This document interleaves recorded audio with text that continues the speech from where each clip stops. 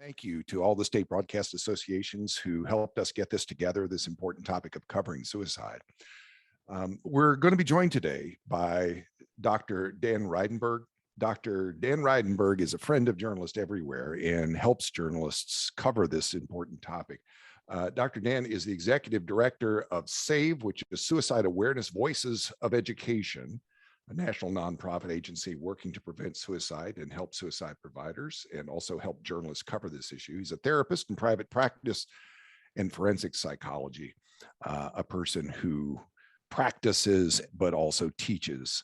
So we welcome Dr. Dan. Kelly McBride is with us today. She is the Senior Vice President of the Poynter Institute, is the head of our ethics department, and has reported and taught extensively around covering suicide. It's a passion project of hers to try to help journalists cover this story more aggressively and more thoughtfully. And I'm friends with many of you. I've taught in all of your states, but I'm senior faculty at the Poynter Institute, and I'll be sort of riding herd today as we go along. Rico also is our producer and will be watching also the chat and may come in with questions. So if you have questions, put them in the chat. Kelly and Rico will be monitoring your chat, and we'll get to as many of your questions as we can, but we want to make this really useful to you as we go along. Here's what you can expect today. We're going to explore how we cover suicides right now and explain the way that we cover suicides now and how they can be harmful. How can we actually cause harm, not good, in the way that we cover suicides? We're going to help you understand why suicide is such an important issue today. And we're going to show you ways to cover this significant issue in ways that are going to help. We think of this as awareness, knowledge, and skill. We're going to teach you things you don't know, help you learn more about what you do know, and learn how to use all of this new knowledge in your everyday reporting. It's going to also be important that we remind you how to care for yourself. This is a really touchy topic, and for that reason, we want to take just a moment before we dive in to remind you of a few things. Dr. Dan? Yeah, thanks, Al. And thank you all for being here and having me be a part of this today. It's really important when we're talking about a subject like this to be mindful of where it's hitting you. We all have probably been impacted by suicide, definitely by mental health challenges, substance abuse challenges in our lives, in our family, and our friends, and in our work. And there's a cumulative effect to all of that when we're experiencing something like this. So when we're talking about it in a presentation or a training like this, you may find yourself needing to take a break, and we really want you to do that. Feel free to step away. If you're on camera and you just want to turn your camera off for a moment, you can do that as well. If you come across something where you have a question, but you're just not in a place to ask it yet, write it down and then come back to it when you're ready to. But really be patient with yourself on a topic like this. It can drift your mind to thinking about people in your family, your friends that you know that might be going through something right now, might be a recent loss in your life. So really important to take care of yourself through this kind of presentation. So let's start with what we actually know about suicide, Dan. Sure, yes. Let's begin with just some of the basics about this. Just this summer, the World Health Organization released the new Live Life Implementation Guide, and this comes out of research from around the world. And it has basically narrowed down the best science that we have in the world to tell us where we know we can best have an impact on reducing suicide and the burden of suicide around the world. One of those areas, those 4 areas, has to do with media and how media report on suicide. We know that there is an impact here, in particular around celebrity suicides. Research from Dr. Thomas Niederkrotenthaler, hard name to present, but Dr. Niederkrotenthaler has done a lot of research in this area out of Austria, and around celebrity suicides in particular, he's found up to about a 13% increase in contagion after a media report on celebrity suicides. This goes back further, though, than just a couple of years ago. This goes way back into the 1980s when we saw studies from Vienna showing really significant increases in numbers of deaths by suicide after media report on suicide.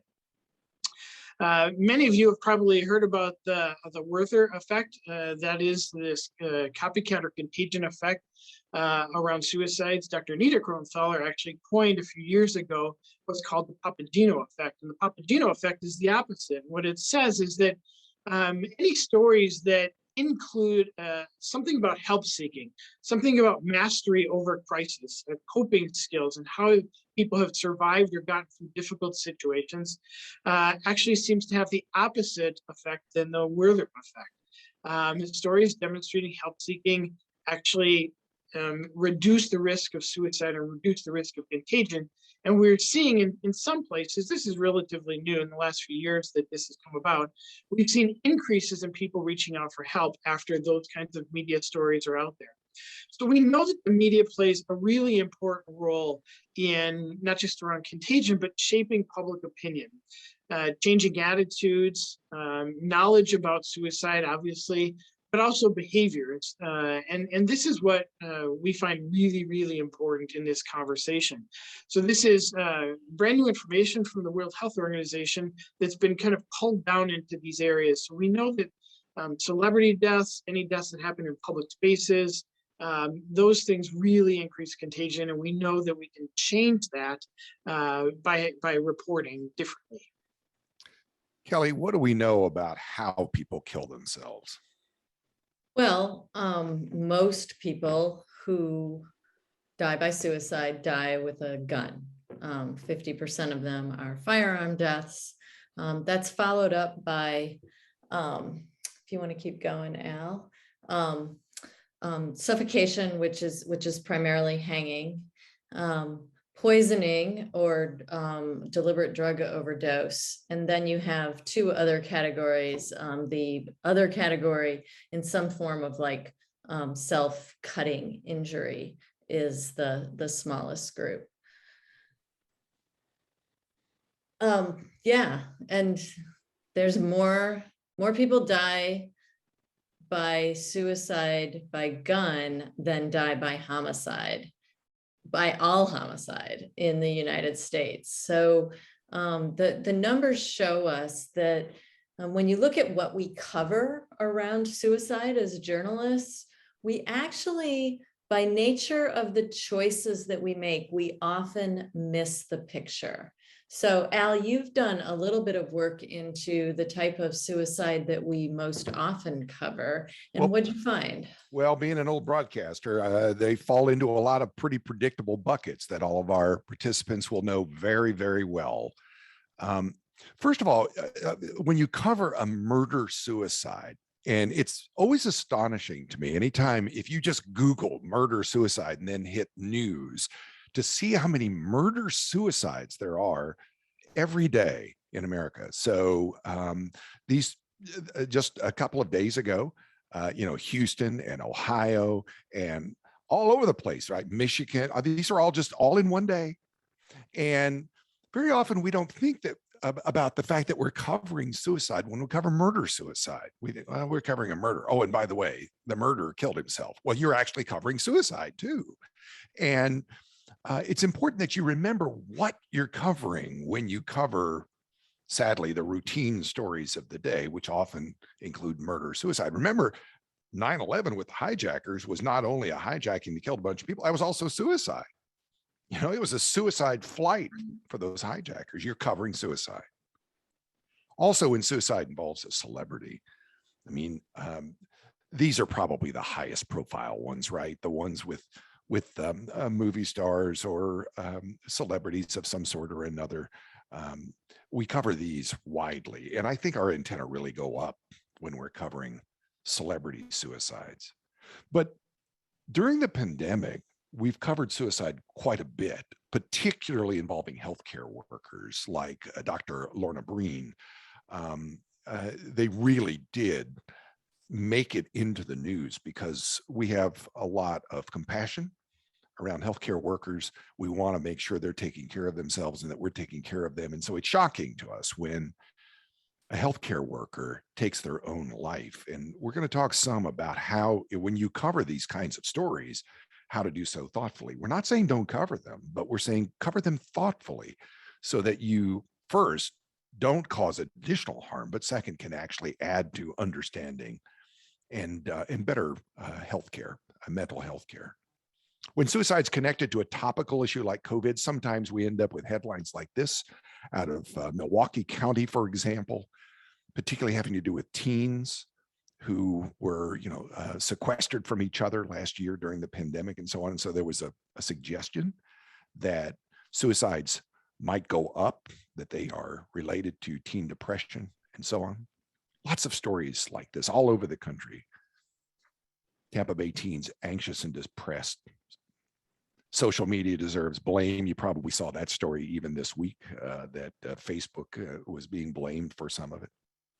When suicide's connected to a topical issue like COVID, we also see stories around veterans, and most particularly, we have topical issues involving Afghanistan. Calls to veteran suicide hospitals hotlines are up since the Taliban's takeover in Afghanistan. Veterans' fall of Afghanistan to Taliban stirs confusion, disappointment, anger. We've seen these stories a lot in the last couple of weeks, and the data seems to hold up. I mean, it seems like a legitimate story that actually is true, as well as being topical. How do we cover stories like that thoughtfully and usefully? That's our challenge.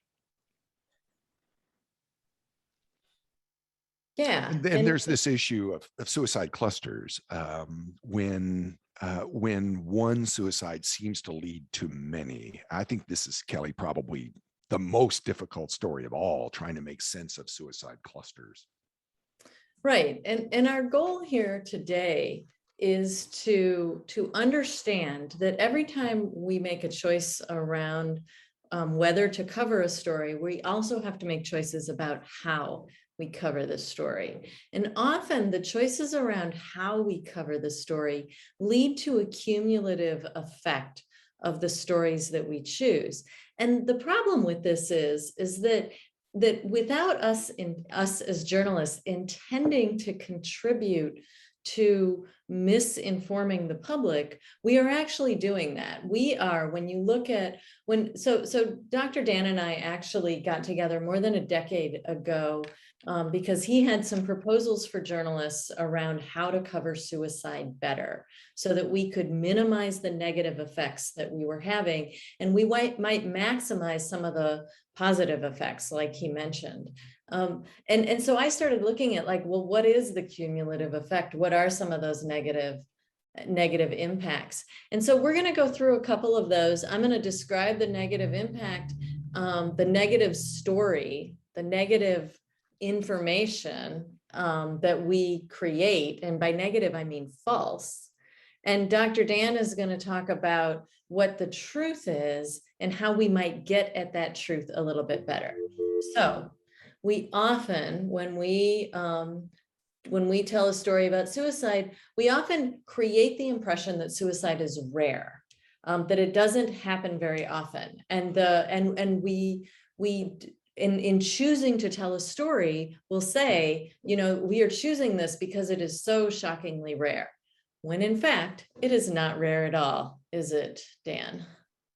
Unfortunately, it's not. If we look at how often suicide occurs, this is occurring all the time, all around the world. There's more than 800,000 deaths by suicide every year around the world. That's by more than all the wars combined. That's one death every 40 seconds. Here in the United States, the last year we have data from 2019, 47,000 Americans died by suicide. That's one death every 11 minutes. We have a suicide attempt in this country alone every 28 seconds.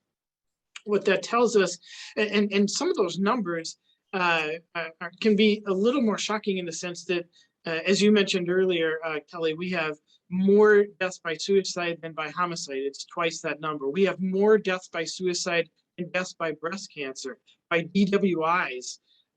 All of these things are opportunities, actually, I think, for media and journalists to frame stories and frame how often and how frequently this is occurring in our public and in our communities. If we look here just on this slide, it is in the top 10 leading causes of death outside of 2020, when it was the first time in a decade that it dropped off. It dropped to number 11. It's been the 10th leading cause of death in our country, and this is across the lifespan. You can see actually even from age 10 to 14, where you're looking at the green boxes there with the green arrows that are going to be coming down here. What you can see is that across the lifespan, this is a leading cause of death. Second leading cause of death for young people and for middle-aged adults. Fourth and fifth leading cause of death from 35 to 54-year-olds. It's even in the 55 to 64-year-old. It's the 8th leading cause of death. And overall, it's the 10th leading cause of death. So when we talk about how often this is happening, it's happening all day long, every day. And it's happening across all groups and all ages, all lifespans. So that's really where we see some of this issue around. It's not really rare. So one of the things that you can do as a journalist is that when you are covering suicide, you can include statistics that inform your audience about the how suicide factors into the cause of death among the demographic that you're talking about. And you can also talk about it as a trend over time. So one of the interesting things about the demographics and the causes of death and how they rate is that many of the leading causes of death have declined because medicine is getting better, because we are becoming safer as a society. And yet suicide has continued to almost plateau. It stays at almost exactly the same rate. And then in recent years, it's climbed up, not dramatically. We often portray it as a contagion, but Dan, it has climbed up when most causes of deaths are dropping. Yeah. So most often what we hear and see in the media when journalists contact me is they report on it as an epidemic, and we've never had an epidemic of suicide anywhere in the world. But that's how it gets reported. We have a significant problem. We have a public health crisis around it. But statistically, there's epidemiologists don't call it an epidemic. And yet we see this massive increase, 33% increase over time in the last 15 to 20 years, whereas all the other major medical issues really have seen a dramatic decrease. And we know that part of that is misunderstanding.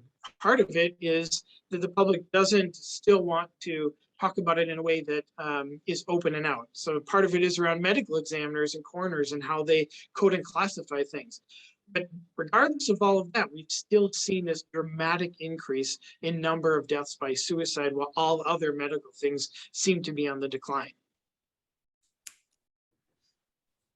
Let's go to the next slide here. Oftentimes, as journalists, when we are covering a specific suicide, we talk to family members or friends of the individual, and we will hone in on a single overwhelming challenge. Didn't get into the college of his choice, was cut from the cheerleading squad, facing a cancer diagnosis, recent divorce, that kind of thing. When in fact, what the people who study suicide know is that it is often never a single overwhelming challenge. Instead, what do we see, Dan? That is exactly right. It is, suicide is always multifaceted. There are many things that go into every suicide. In all the psychological autopsies that have been done, these are autopsies with a psychological component that's added on to it.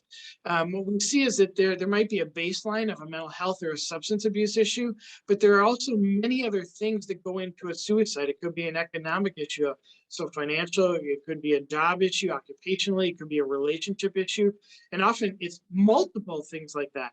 It's never just one thing. The most famous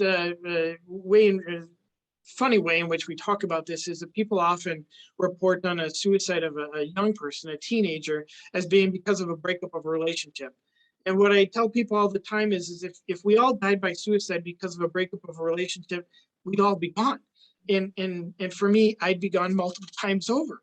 And that's the reality, is it's not just one thing that leads to this. There's many things. People that are at risk of suicide feel that their life is in crisis. Everything is out of control. They lose the ability to think and see things rationally because of the crisis. The crisis is overwhelming to them. They see suicide as a solution to the problem. They don't see it as a choice. This is a myth that has been around for many, many years, that people that die by suicide choose to do this. Well, in some ways they really choose to do this, but you have to, it's important and helpful to understand that when you don't have choices, you don't have options, it's not really a choice anymore. Your brain can only go in one direction. So that's the solution. I'm in unbearable pain and anguish, and suicide is my only way out. That's not a choice anymore. I don't have many ways I can go. So people, they're in crisis. They see suicide as their only way out of it, and the logic seems to go away. Their thinking becomes very irrational. They become filled with anxiety and irritability and impulsivity in their actions as the brain gets closer and closer to death.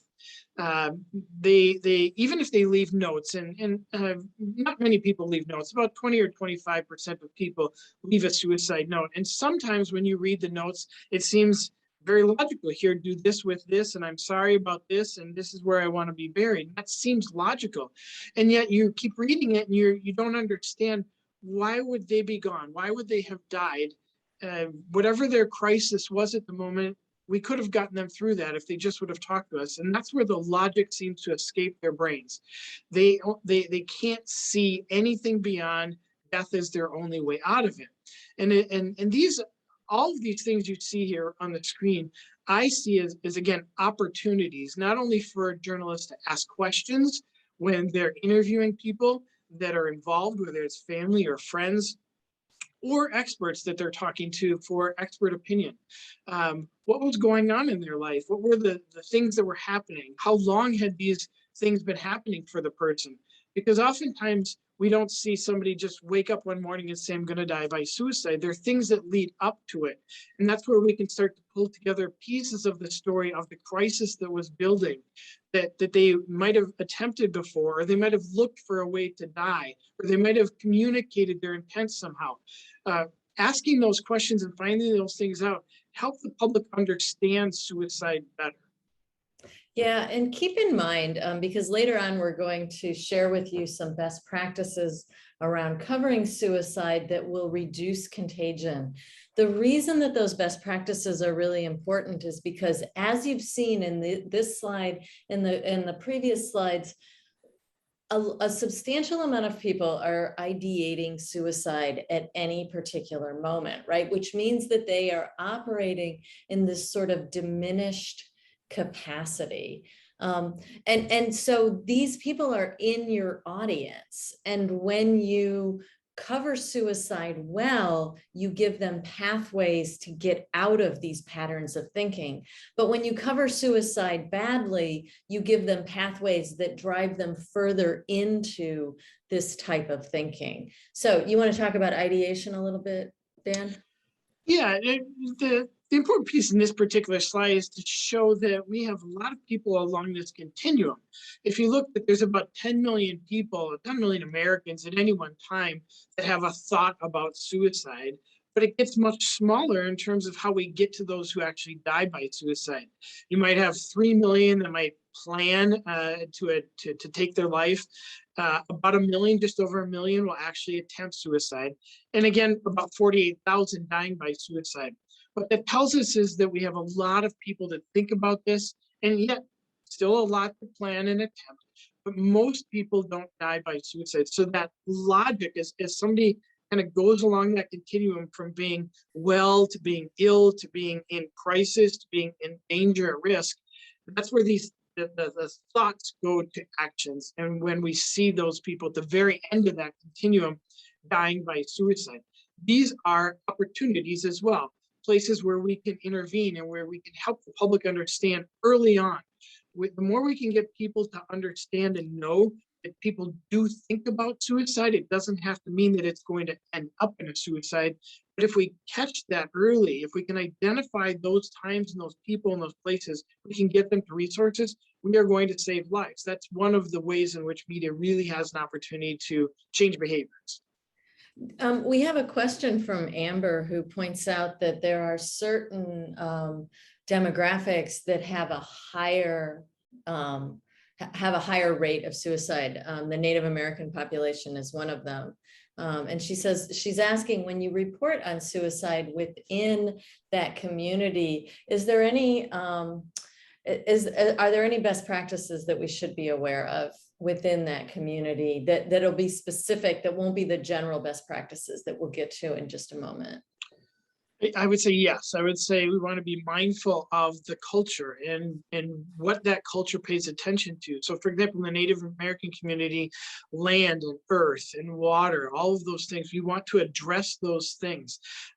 Elders make a big difference in the Native American communities. We want to make sure that we include them as part of what we're reporting on. We don't just report specifically on that particular death or a particular age group. We want to make sure that we're covering the comprehensive nature of it in those specific populations, like the Native American community, where we're seeing higher rates of suicide.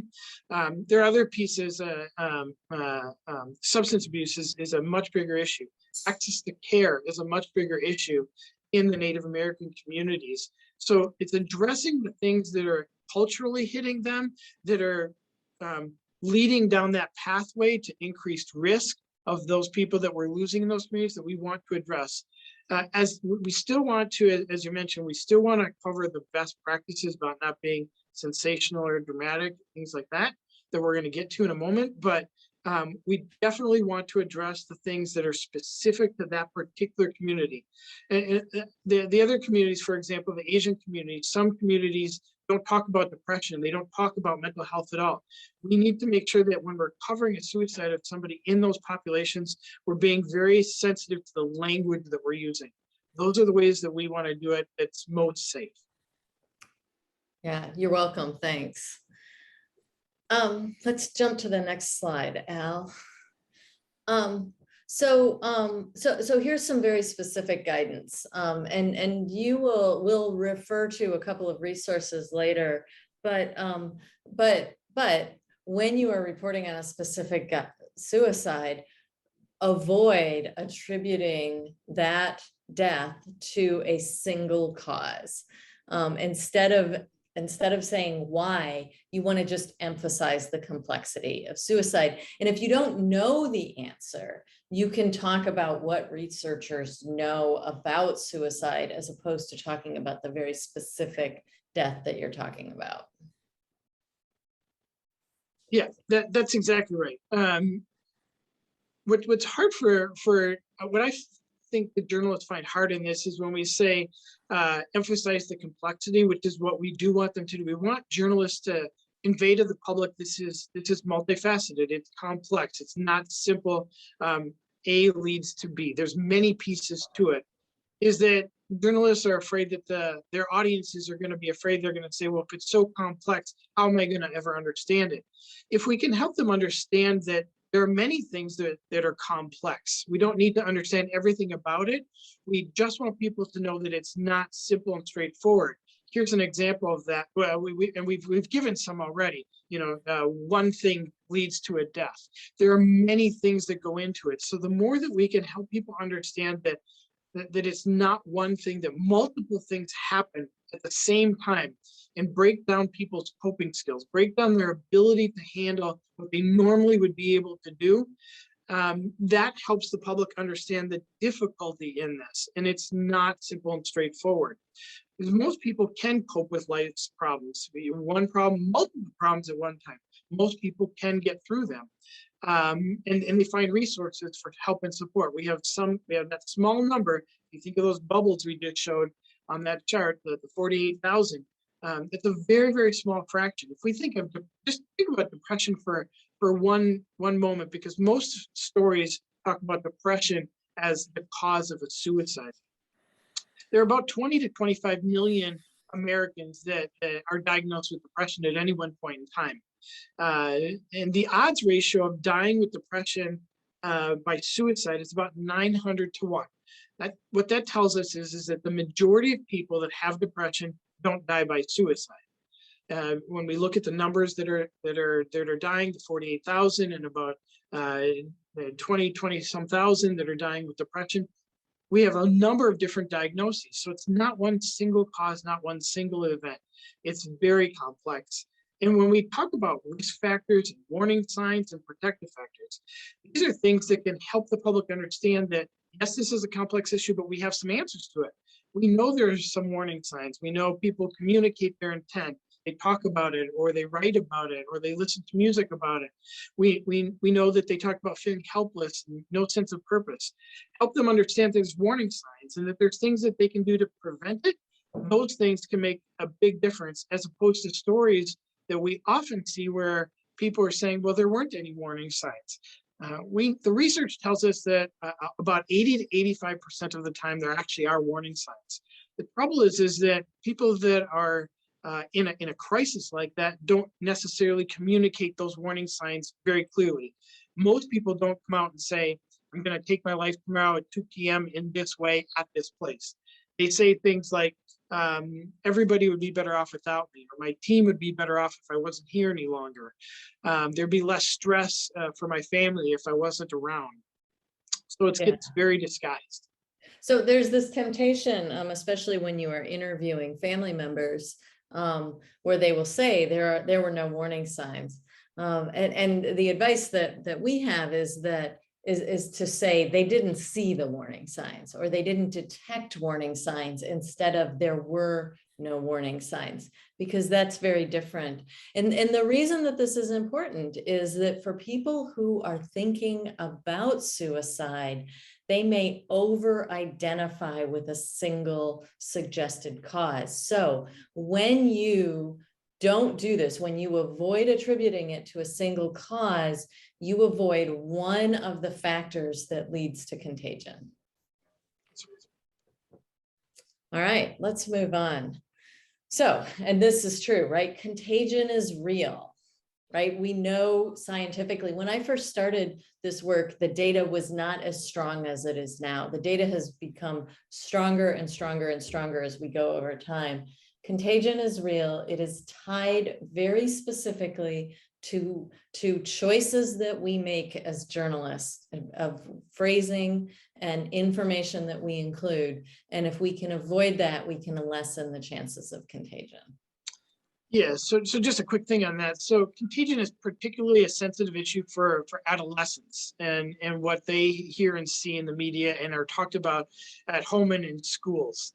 So we know that the way media report on this increases the risk of another death by suicide. Now, this is not simply, just to be fair, this is not simply just around news media. This is also obviously involving Hollywood, the entertainment industry, and how they portray suicide and mental health challenges.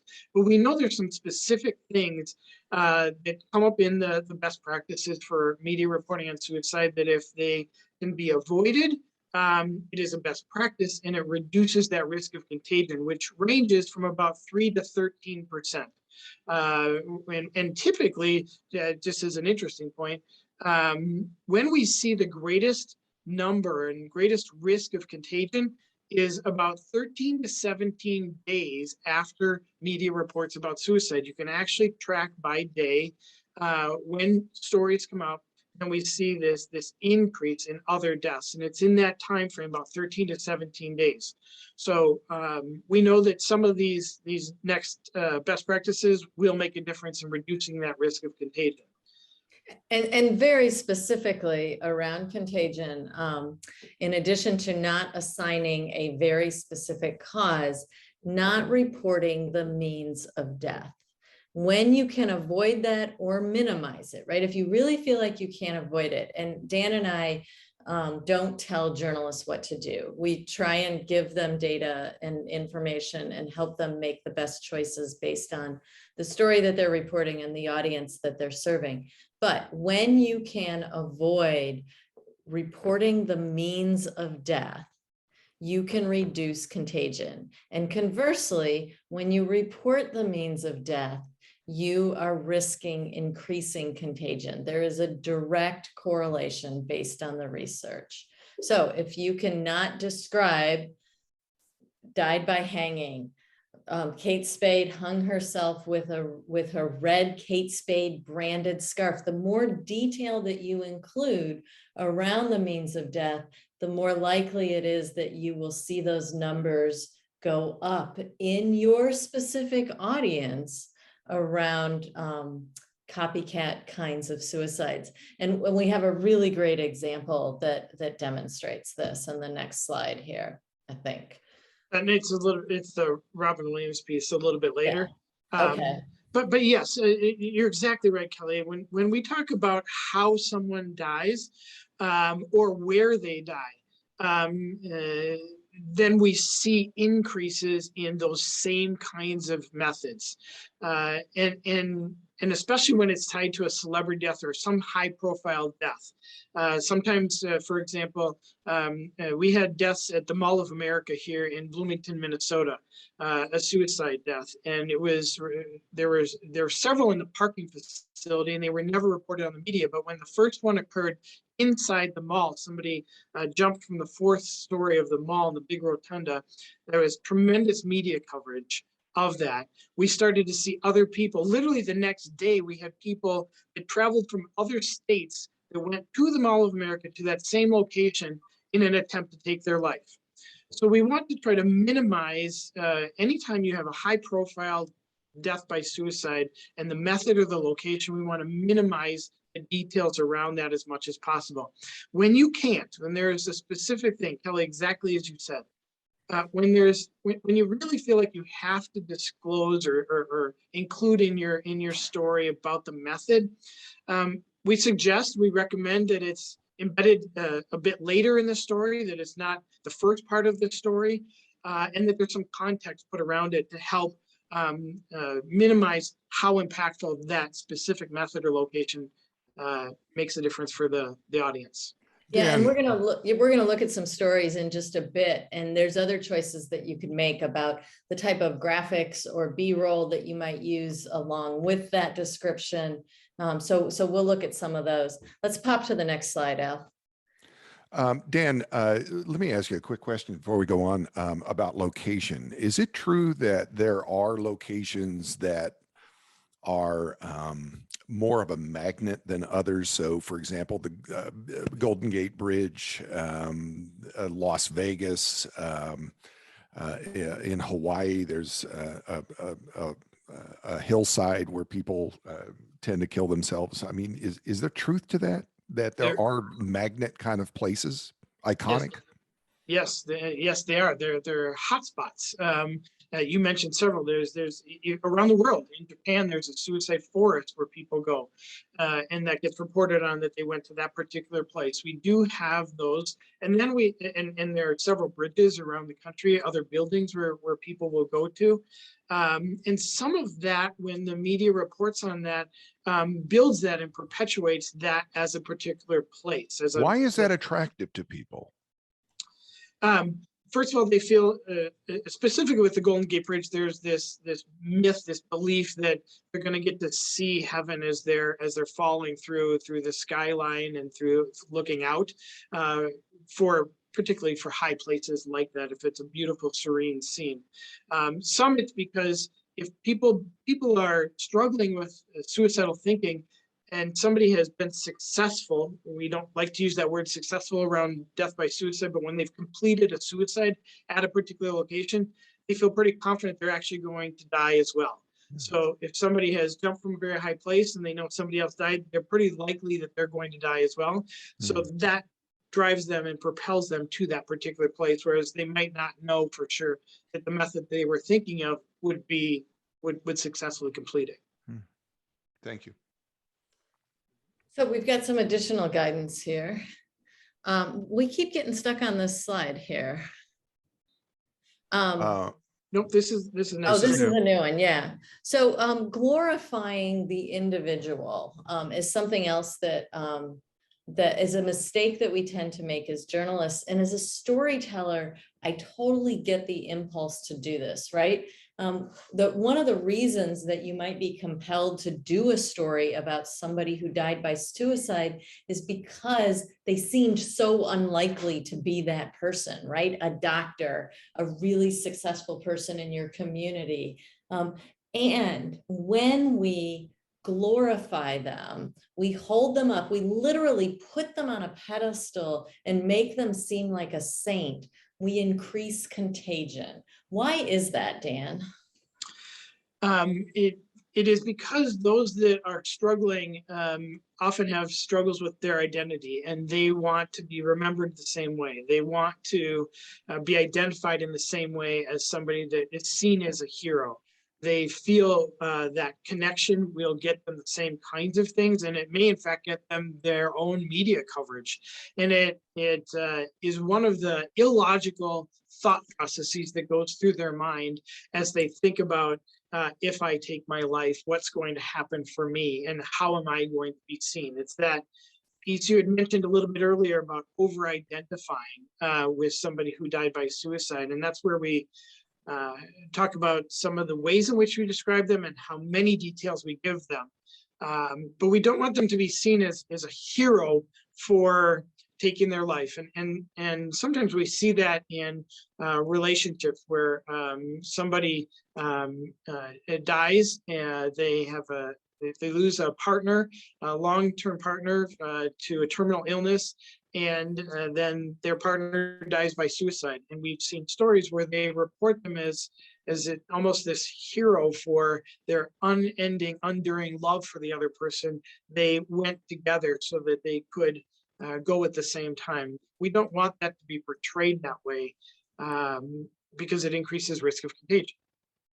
Yeah, yeah. So here are some other things that are important to pay attention to. There is no specific typical suicide victim. Instead, Dan. Right. So we don't have just one type of person that dies by suicide. It's not just kids. It's not just senior citizens. It's not just Caucasian or African American. It's not just males or females. It's not just individuals who are LGBTQ or Native Americans. It's also not just one diagnosis. So it's not just depression. It's also bipolar disorder or manic depression. It's schizophrenia. It's anxiety disorders and substance abuse disorders. There's not one typical person to die by suicide any more than there is one absolute reason why someone would die by suicide. As we've said, there's multiple reasons. It's always multifaceted. It goes into every suicide. Dr. Eric Kane at the University of Rochester out in New York, many years ago, he came up with what he called a STAIR model to describe this multifaceted approach. And basically what Dr. Kane said is that if we think of the floor that we're walking on as a mental health issue, and then we add a step up, and that's an educational issue, another step up is an occupational issue, another step up is a legal issue, another step up is a financial issue. We have all these steps that go up. The top step is the step of hopelessness and despair. And there is no step after that. The step after that is a death by suicide. But you can hear in that model that he created is that it's multifaceted. We have something that's grounding us that many people, about 90% of the people that die by suicide have a mental health issue. But there's these other things that go into it because the majority of people that have a mental health issue don't die by suicide. So it's always multifaceted. And it's probably the last two things that on this particular slide that are most difficult for people, but really important in understanding the concept of suicide. First is that from what we know in talking with people who've attempted suicide and survived, there's this sense of ambivalence that exists for everyone up until the moment of death. Their brain seems to play tricks on them. If this happens, I won't die. If this does happen, I will die. They have a lot of questions, and they sometimes externalize them or they act them out. And these are what I think of as opportunities for intervention and opportunities for journalists to ask about so that the public can better understand what might have led to a suicide, about what ambivalence there was, what questioning there was. And finally, we know that most people don't want to die by suicide. We see this in those few notes that are left, in conversations with people before they die or attempt to die.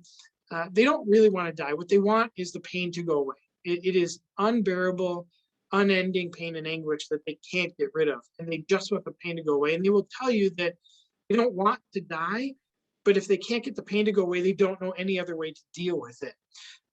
And why that's important, I think, for journalists to understand is the enormity of the pain that goes into somebody dying by suicide, and how that can get framed in helping the public understand the seriousness of these illnesses that lead to these deaths.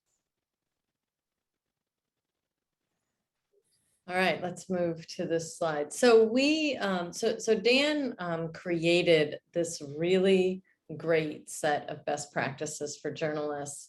And when he brought them to me when we first met, I gave him a little bit of advice, and they have been modified and improved on every couple of years, really, substantially updated in 2019. They are, you can find them at reportingonsuicide.org, and they are based on the practice of journalism, on science, and they are informed by journalists like me and Al and several other journalists, as these are recommendations that it is possible to do these things. So here are some things to pay attention to.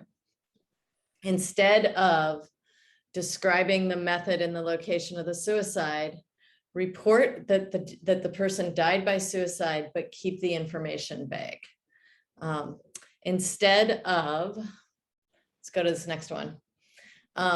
Instead of sharing what was written in a suicide note, simply report that a note was found and that investigators or the family are reviewing the contents of the note. Instead of describing a lot of personal details about the person who died, you want to keep the information general. And this is hard for a lot of journalists because the prompt for doing the story about the individual was they're so fascinating as an individual. But what I'm hoping that this will do, that this workshop will do for you, is that as you consider whether to do a story about a single death by suicide, you may consider that focus or frame on the story may be inappropriate, and there may be a way to either talk about broader trends and report on, use that person's experience to illustrate the broader trends, rather than just to focus in on the single individual. Beyond that, presenting suicide as like the logical alternative, the logical response to a death. Instead of reporting that, you can report on the type of coping skills or treatment that most people think about getting if they are thinking about suicide, and how they can get to that. So you can report on pathways to getting help rather than that this was the logical solution for this individual. In addition to that, you don't want to oversimplify or speculate on the reason, right? And we've done a pretty good job of describing why you don't want to do that. Instead of doing that, you can describe any warning signs that were there, and you can, and if you can't get to sources that can help you get to those details, you can abstract it out a bit and talk about what scientists know about common warning signs. Beyond that, we've got a couple more here. Headlines, teasers, any type of the type of display material that's meant to drive audience into a story.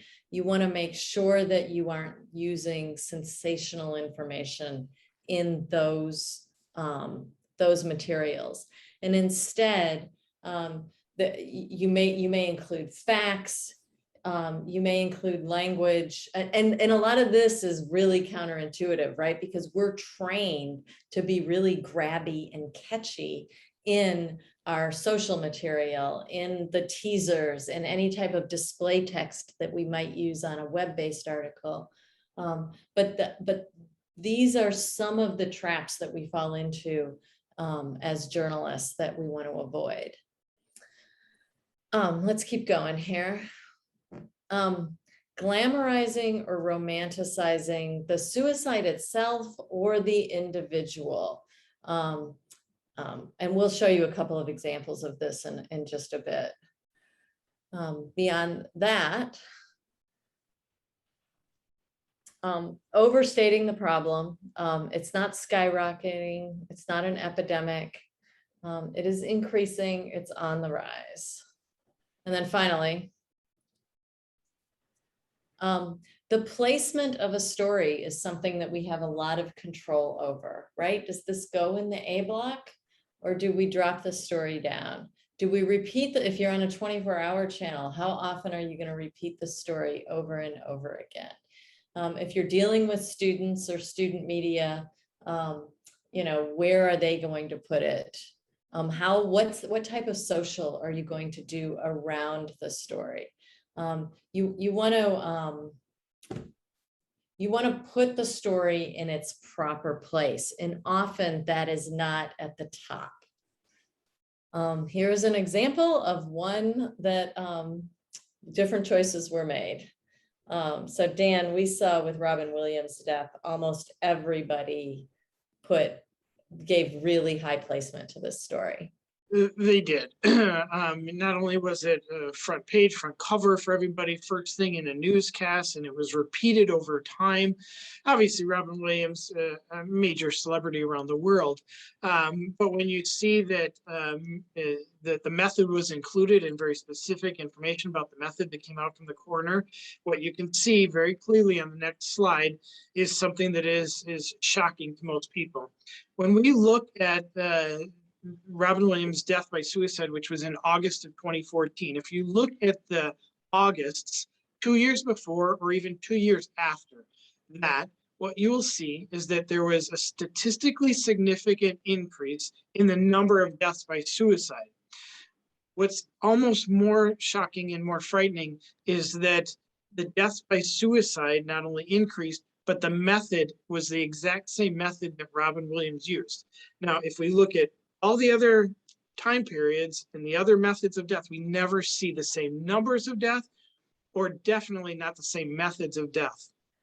And we can see this, it goes about somewhere between 60 and 90 days where you can see this heightened increase in deaths by suicide following Robin Williams' death, and the method being higher. But there really is a very, very strong reason to believe that the amount and the intensity and the frequency and the way in which his death was reported around the world somehow contributed to these statistics of increases in death in the same method. Dr. Dan, there was Kate Spade's death followed Robin Williams' death not very far. Would that be included in this chart? That is not in here. This is so that would have happened. Whatever spike happened with Kate Spade's death would be in addition to this. We would expect that it probably would go up again, wouldn't we? Yes. Well, we have a real issue around Kate Spade's death because Kate Spade and Anthony Bourdain died in the same week, and the same exact week, the CDC released some new suicide data that showed increases. So we had significant media coverage around death by suicide in 1 week span of June a couple of years ago, that we saw these massive increases that we wouldn't have otherwise expected. So we're going to play a story. This is from WMAQ in Chicago, and the goal here is to show a story that's a reasonably responsible story, but we also want Kelly and Dr. Dan and all of you to measure this story by that list of recommendations. So what does it look like when you adopt some of those things that Kelly just described to you and when you don't?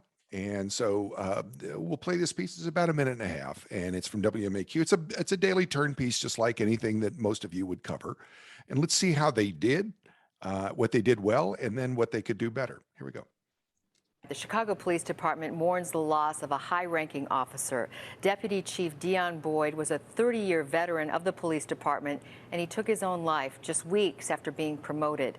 NBC5's Lexi Suter has more on the stress facing first responders at home and in the line of duty.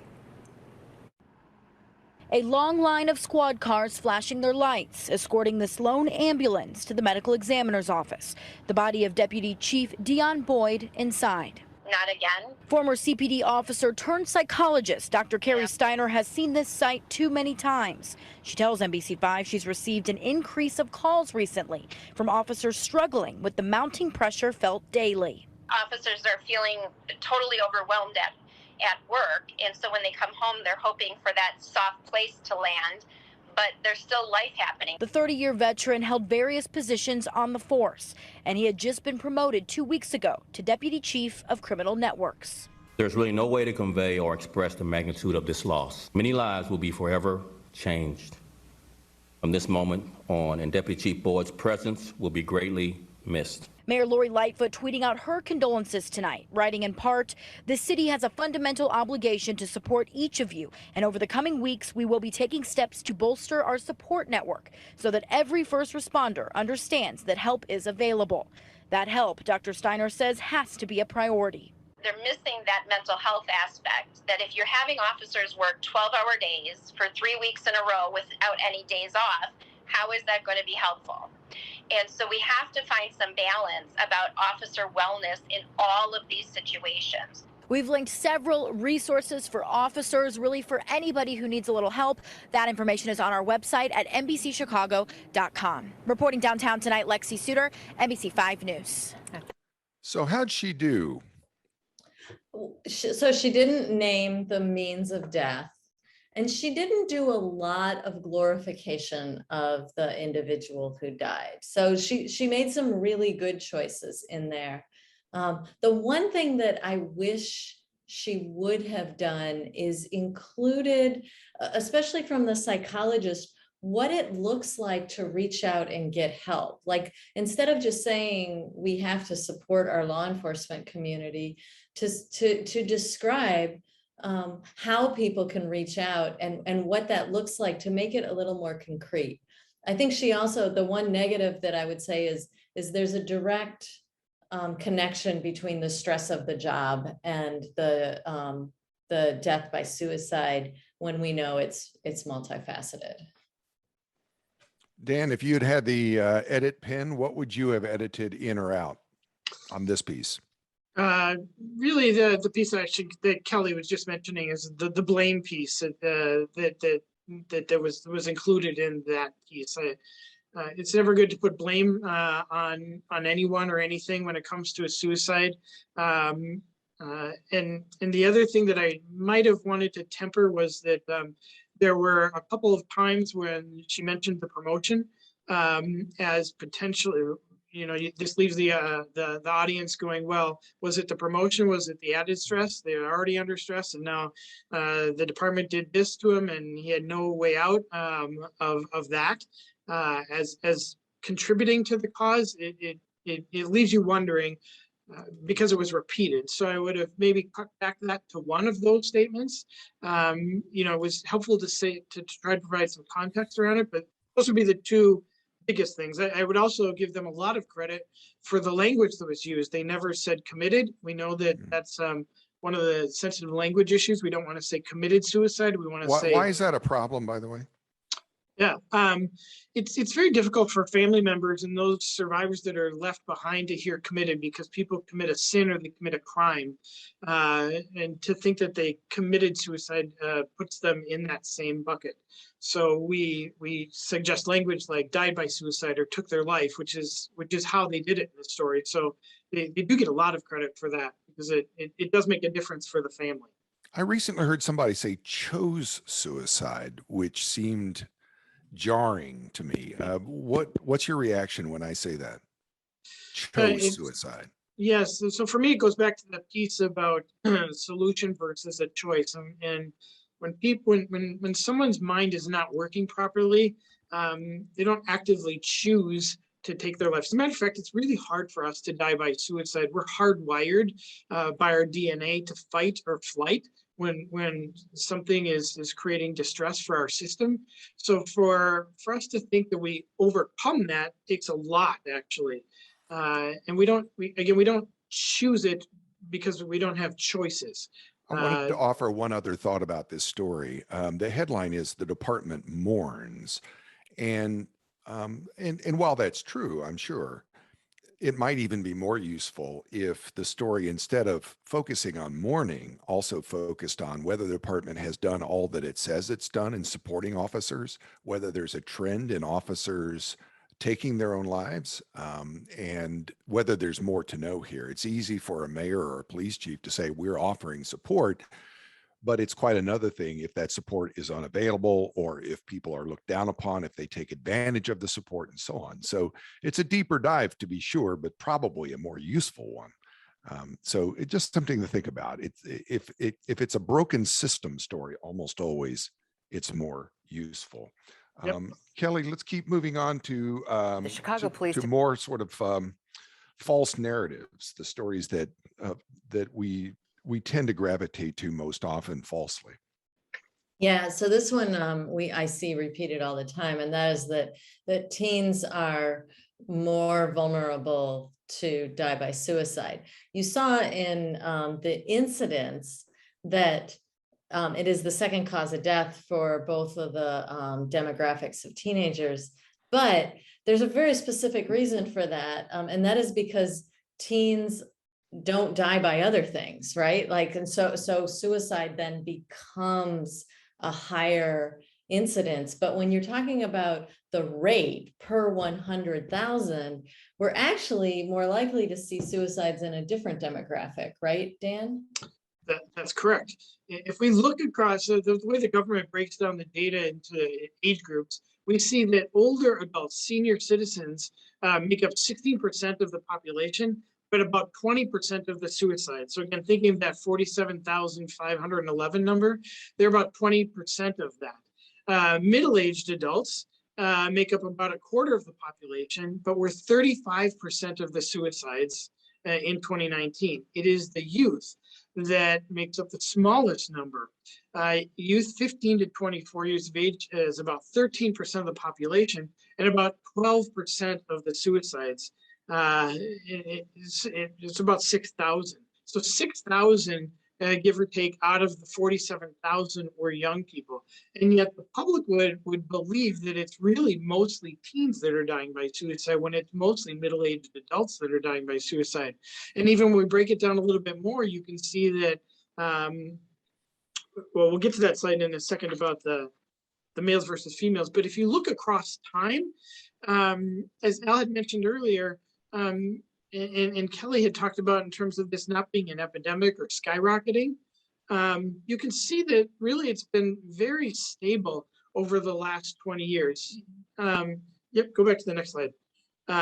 You can see that we have this slow but steady increase. We don't go from 10 or 12 per 100,000 dying by suicide to 20 or 40 or even 60 per 100,000 dying by suicide. And around the world, we see various numbers like that, where we see much, much higher numbers. We see a rise, we see an increase, but we tend not to see it a dramatic increase in one particular time. Dan, would it be reasonable to expect that suicides are underreported, that the numbers that we see probably are not as high as they actually are? Yes, excellent question. We estimate that the numbers are actually about 25% unreported, underreported in terms of what gets to the government, that gets out to the public about it. So yes, we think that it's about 25% actually higher. And would it be also true that senior citizens probably kill themselves at a higher rate, significantly higher rate than we know, because um, overdoses and so on tend to be reported as mistakes, not as intentional? Yes, excellent point as well. Seniors do have the highest rates of suicide among the age groups. Middle-aged adults have the highest numbers, actual number per death, but seniors have the highest rate. So again, per 100,000 people, seniors are at the highest. And it is often because they do tend to take their medications and overdose, and families will not disclose that. They won't tell medical examiners or law enforcement when they come to where a death has occurred, that somebody had been struggling with depression for a long time, or they had been talking about not wanting to live any longer. Seniors have a lot of medical issues. They see no sense of purpose any longer. They feel this huge burden to everybody in the family. And so that it's all covered up by people. And yes, we would far expect that seniors have much higher rates than are reported. Yeah, and then there's this other thing here. If you just click on the next two things on this. So we know that men have a much higher rate than women do. And yet, anecdotally, I want to say that we often see more stories on women, particularly teenage girls. And I think that's because of a couple of factors. One is there's a narrative that we have in our minds of teenage girls being perfect and then having like some hidden dark depression in their lives. But also women tend to be more sympathetic characters in general when we are telling a story. So men are more likely to die by suicide. I suspect that we do more stories on women who die by suicide. Mm.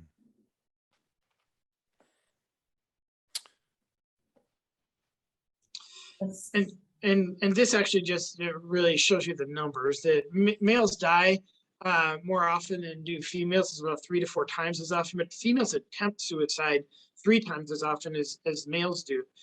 So when we go back to think back to that slide about there's not one typical person that dies by suicide, this really cuts across every age group. And again, you can see the actual numbers here out of the 47,000 that die by suicide. So we can't just pay attention to the men who die because there are more of them. When we do that, when we see that happening, we see this increase in female deaths by suicide. And similarly, when it comes to race, this really cuts across races. Caucasian Americans are about 42,000 of the deaths. African Americans, Hispanic, Latino Americans, Asian Pacific, although smaller numbers, we're starting to see an increase among African American males in particular. African American females have historically remained very, very low. Their rate of suicide is about 1.5% out of 100,000 people. And that never really gets pressed, and we don't really see, and it doesn't get research either by the government as to why the African American female rate of suicide is so low, and we should be studying that more. We should be talking about that more, and what protective factors they bring to keep that population alive. But we're starting to see more, and in the Hispanic and Asian Pacific population, we don't talk about that much. Their culture doesn't talk about it much. There's some parts of that culture that don't use the certain language about mental health issues. It's a stigma and shame for them. It feels very discriminatory for them to have a mental health issue. So they don't talk about it outside of the family. And yet we're starting to see slow but steady increases among those populations. Native Americans, as we talked about a little bit earlier with that question earlier, if you actually look at the numbers of deaths in 2019, there were 658 Native Americans that died by suicide in the country out of the 47,000. Where that changes very dramatically is when we look at rates. If we look at the rates per 100,000, their rate of suicide is almost double that of Caucasians. So we have to pay attention to that. And if you push it again, the LGBTQ issue, this is really another one of the challenges that we face. Oftentimes the narrative is that LGBTQ youth in particular, but anybody who's LGBTQ dies by suicide more. We have no data on that. The CDC doesn't track that. It's not on death certificates. Well, we're working on that. We're trying to get, as a matter of fact, later this year, some pilot efforts are going to be taking place through the CDC to start trying to capture that data. That's the narrative that is out there, that LGBTQ youth and adults die by suicide more. Now, what we do know is that they have greater number of attempts. They tend to think about suicide more than other population groups, but we don't have any evidence to say that they die at any greater rates. And how do we know that, Dan, that they think about it more often and they attempt more often? From hospitalization data. So when they go to a hospital, that data is tracked. So in that LGBTQ issue is exactly the same as bullying, and we've all seen many stories done about bullying that led to a suicide. We actually don't have data that tell us that somebody who's bullied dies more often by suicide, because it's not tracked. We know that they think about it. We know that they have more depression, but we don't know that they actually die by suicide. So really, this particular slide is just to show us that and reinforce again that we have to pay attention to all populations, and we have to try to frame all of our stories to include perspective on this, so that all of the populations can better understand where they fit into it. Would we understand this differently if we talked about it as a religious difference, or, for example, instead of race? Is religion an ingredient into these numbers? Interestingly enough, Al, it's a protective factor. It means it's a buffer. It's something that actually reduces your risk of dying by suicide the more connected you are to a faith community. We have a small group of people who are connected to a faith or a religious group, and then they leave it very suddenly, and then they die by suicide. So we see that as a warning sign. If there's this real strong connection to faith, and then it's all of a sudden gone. And conversely, somebody who's not connected at all, and then all of a sudden goes to it. But generally, people that are connected to a faith community have a lesser likelihood of dying by suicide. But we don't, again, that's not one of the questions that is asked in many stories about someone who dies by suicide, but is a good one. Well, here's another false notion, Kelly. Yeah, so this one, you cannot stop a person from dying by suicide. This is just simply wrong. Suicide is preventable. We can reduce the stigma, we can build more awareness and education, and Dan, there are a lot of other ways that we can prevent suicide. Yeah, so suicide is really the most preventable death that there is. Now, I can't stand here today and tell you that we can prevent 100% of suicides any more than we could prevent 100% of cancers or heart attacks or deaths by diabetes or any other disease. But out of the deaths, it is the most preventable because there are things that we can do to actually prevent somebody from actually making it happen. And as Kelly said, yes, starting by the awareness and the education and reducing that stigma and the shame that keeps people from getting the help that they need. But we know, going back to that World Health Organization Live Life Implementation Guide, early recognition, treatment, and follow-up. This is healthcare. The earlier we can catch somebody who might be at risk of suicide, who might have some of the risk factors, who might display a warning sign, who might communicate something about being in distress, the earlier we can recognize that something is going wrong for them, the more likely it is we can prevent it from actually getting significantly worse or leading to a place of death. The earlier we can get somebody into treatment, the sooner that we can do that, the more likely it is that we can prevent it from becoming significant or substantial for them. So whereas somebody might have some anxiety that could lead to added depression or starting to use alcohol to deal with some of that, earlier we can treat somebody with any of the illnesses the more likely it is we're going to prevent a death by suicide. And follow-up care, we have a lot of data that tells us follow-up care is really, really important. We know that, for example, after somebody attempts suicide or even thinks about suicide and goes into a hospital, the first month, really the first 2 weeks, but let's take the first month after that discharge from an emergency department or from an inpatient stay, that's the most critical, high intense period of when we see other deaths, that the deaths happen again. So follow-up care is really, really important. So communicating that message to the public and helping them understand that the more we can stay connected to somebody, checking in with them, making sure they're going to their appointments, taking their medicines as they're prescribed, that is very, very helpful. We also know that when we reduce access to lethal means of suicide, we can prevent suicide.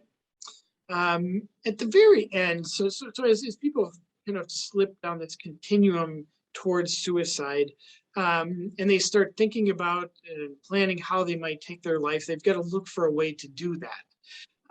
And typically people will try to find something that they A, know will work, and B, know that's accessible to them. And people think in their minds that death by firearm is going to be successful. They're going to actually die. When in fact, most do, but not all. Most do, when they use a firearm, die by suicide. The other particular issue around, so firearms is really important, because if we can keep a firearm away from somebody who's thinking about it, we can really significantly drop the risk of their death by suicide. But the same goes for jumping from a high place, from like a bridge, keeping keys away from teenagers who might take a car and drive into other cars or drive into a concrete wall. And those things happen far more than people recognize and understand.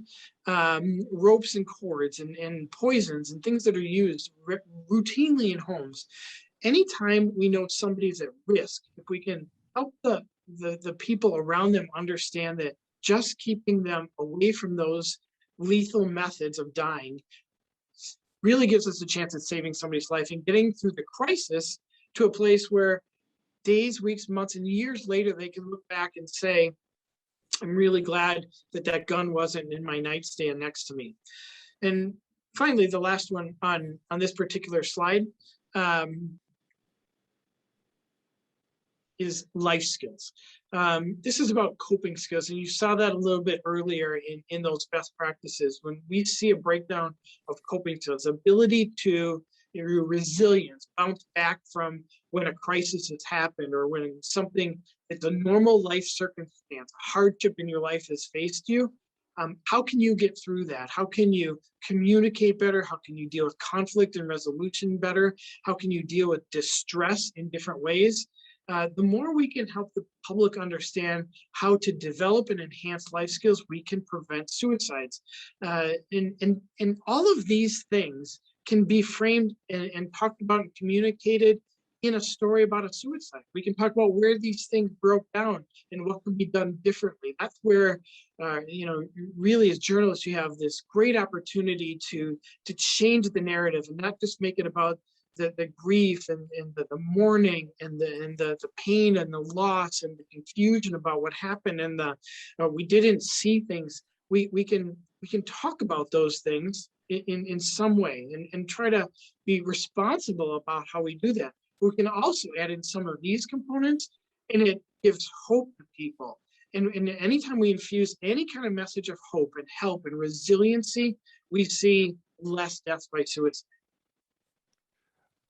Dan, two things come to mind. One is, I wonder if there's any study that you're aware of that also looks at whether suicide rates go up connected to movies and music.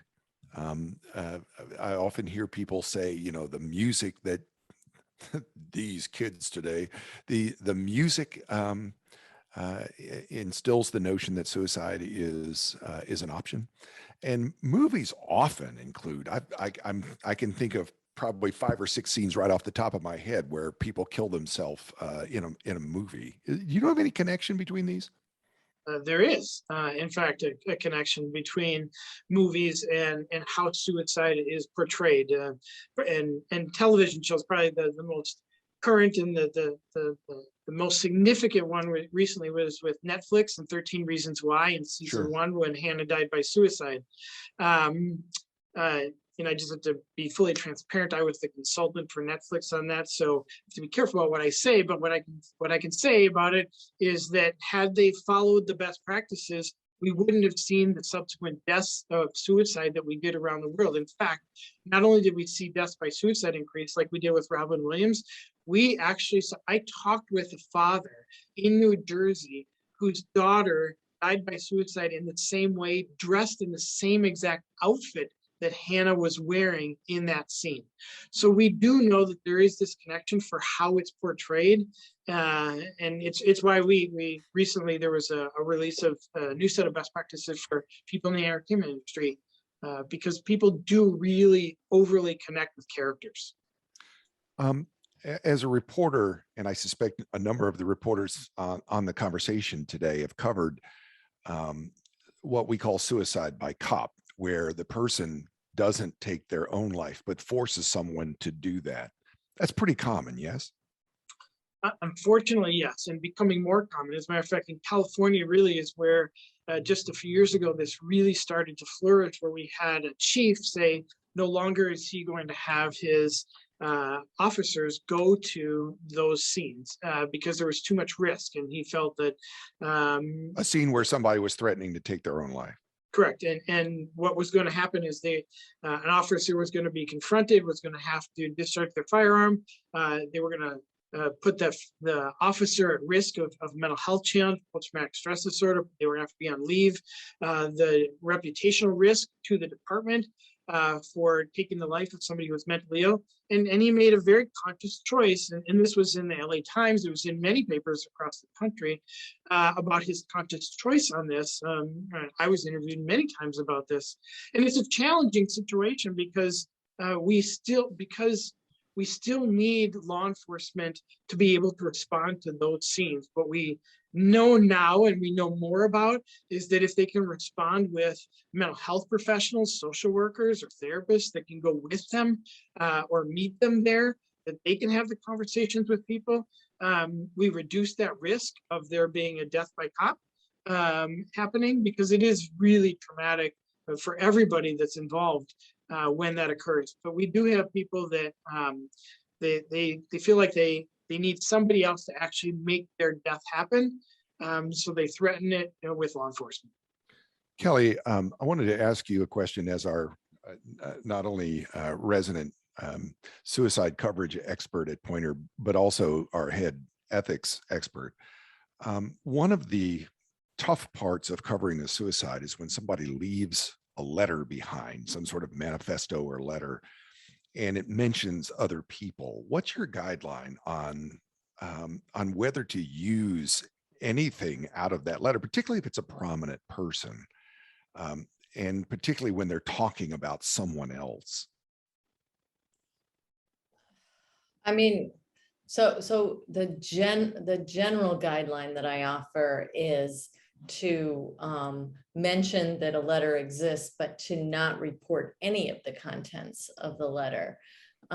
In some very specific examples, it's hard to do that. And specifically, when you have someone who's been in the news a lot already, and they're involved in some particular controversy, or they've experienced some sort of trauma, they may make it's harder to do that. I actually think it's still possible, and I think most of the time it's our competitive nature as journalists that causes us to include those details, not necessarily the audience's need to know. And so when I'm advising a journalist, I'm always asking, like, are you including, is your impulse to include these details because you really feel like it's critical for your audience to know these details? Or is it because you feel like your competitors are likely to have these details and you won't? And if it's the latter, you know, I advise people to try and get over that competitive nature in that particular story. In the Jeffrey Epstein case, for example, it was essential, I think, you might disagree. It was essential, I think, to report that he hanged himself because there were allegations that about how he died in jail, but also negligence, right? So in that case, the method of death may have been large enough to warrant coverage. Sure. Well, there's a journalistic purpose in that particular case of accountability, right? He was under a particular protocol he was at Rikers, right? No, actually, I think he was in a different facility, but it doesn't matter. Anyway, he was under a particular protocol, which apparently was not being followed. And Right. so holding people accountable for that. But again, like, you don't have to mention that he hanged himself in every story. You should mention that he hanged himself in stories about that particular facility and whether they were following the protocol and what they're doing to investigate how he had the means to do so, as opposed to every single story. It reminds me of an old phrase that a colleague of ours, Bob Steele, used to use. Tone and degree are important here. The tone of your coverage and how much you do, right? All of this, it seems, Kelly, is pointing to this main point. Yeah, absolutely. You know, when we are not intentional about the details that we use and the journalistic purpose that they serve in the story, we are likely to cause harm. And you know, we are not in a profession where we can say we do no harm, but we should not cause harm without a journalistic purpose behind it. And that's what I see in many stories about suicide that cause harm. So you can stop doing that. You can stop causing harm by including in your reporting some education for the public, by including in your reporting language that destigmatizes the issues of mental health and suicide, and also by knowing specifically what leads to contagion and avoiding that wherever possible. And then you can also do stories that educate people about the phenomenon of suicide and how they can prevent it. And we can also do stories. There's this whole genre of story that isn't about a suicide at all. It's about somebody who didn't commit suicide. And there's very few of them out there. But those are also a possible solutions. You know, you can show people in your stories how to seek help rather than just telling them to seek help. You can give them examples of people who sought help. And you can also do accountability reporting about what type of resources governments, school districts, health insurance companies are devoting to mental health resources. Dan, it's rare for us to do what we're suggesting here, and that is to report about something that didn't happen. You're reporting about suicide by telling the stories of someone who didn't take their own life. Yeah, and in part because for many years, it's just really until recently, the last few years, people that attempted suicide were afraid to come out and talk about it. They were afraid of the stigma of what might happen. Would somebody want to be in a relationship with them going forward? Would an employer hire them if they were looking for a job and it became known publicly that they had attempted suicide? And yet we're starting to see this movement where people that have been through these kinds of crises before are willing to talk about it. As Kelly just mentioned, there's not a lot of them, but there are people out there that have lived experience that are willing to talk about it. There's a lot of people that have lived experience, but there's fewer that have lived experience that are willing to talk about it. But when we can connect with them, and we have, for example, at the National Action Alliance for Suicide Prevention, we have a media section. We have individuals that we know across the country that have lived experience that are willing to talk with reporters. It's helpful to connect with them. And we can make sure that you get a link to to that so you can have those connections to individuals that we know how to tell their stories in a way that's safe and follows safe messaging guidelines for sharing their stories. But as we talked about, when we convey messages of how somebody was able to seek out help, where did they go? How did they get there? Who helped them through that? That's really helpful because most people, especially in rural areas, don't know how to do that. They don't know where to go, and they don't believe that they can get access to it, nor do they believe that people will actually help them through this. It's part of that distorted thinking that happens for people. And if we can teach about or communicate and somehow share in our stories about coping skills and how impactful they are, to know when they start breaking down. We don't think about it as parents when we're raising kids to identify for our children or even our adolescents, here, you're using this coping skill to get through a difficult situation. We just try to help them get through this situation and navigate it. But when we can help them identify what skill it is that they're doing. So for example, if they're under distress, do they take a walk? Do they listen to music? Do they talk to someone? Do they call someone? Do they go online and get some support from somebody else? What skill are they using? We need people to have a list of them, and we need them to know how to use them in moments of mental health distress. Anytime we can convey these kinds of things in stories, it really does make a big difference. We're going to spend some time looking at a few stories.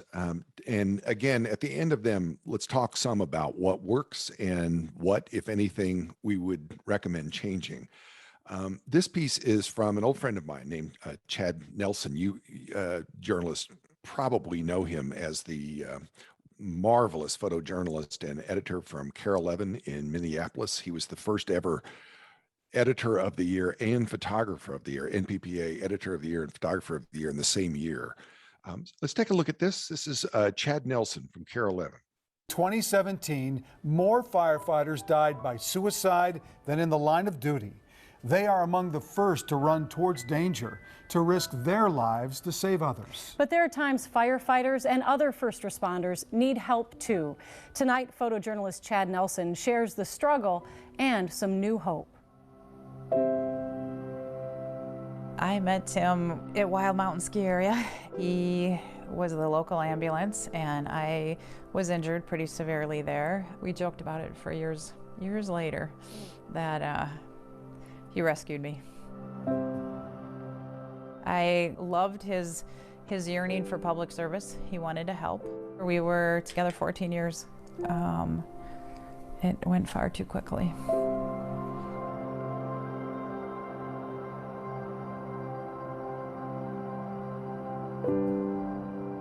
Sometimes you come in with things, but there's this psychological trauma. I think that's the main driver. I'll never say it's the sole thing. It isn't. There's people that witness unbelievable trauma and pain and suffering of others, yet come out seemingly unscathed.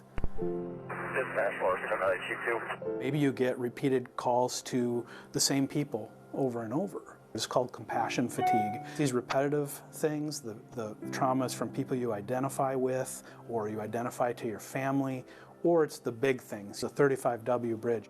I still remember him coming home after a car accident, and he was holding a child that had been in the accident, and he said, all I saw was our son's face, and it just really hit him hard. And there's times 6 months later, he'd still say, you know, this is still on my mind or bugging me, like as it just happened today. It's the funny thing with trauma, bad stuff, it comes back. When they encounter one of these very unpleasant calls, that kind of leaves a mark.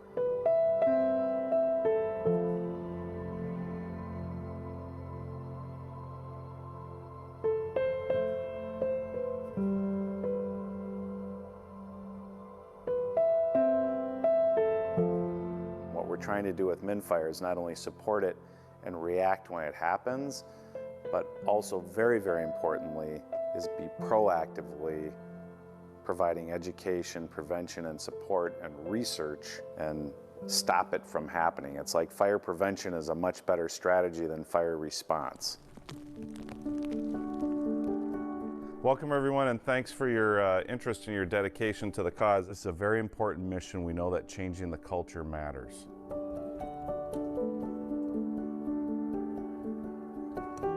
Every one of us has that superhero mentality, and we don't think it's going to happen to us, therefore we ignore it until somebody pesters us enough to go after it and actually take care of it. And usually by that time it's too late. Half of all firefighters, half, think about dying. Think about suicide, right? So if it's not you, it's the person sitting next to you, and 20% of those people are making a plan, thinking about how they actually want to go through with it. What we know from the research on first responders is that they attempt suicide 6 to 10 times more than the rate in the general population. We were trying anything to try to get this happiness back in his life. The day he died, he literally left that morning for work. I wouldn't have told you that was the day that he was going to leave us, because I thought, okay, he's doing all right today.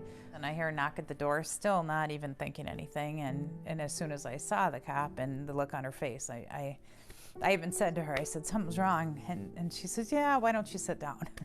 And told me that they had found him.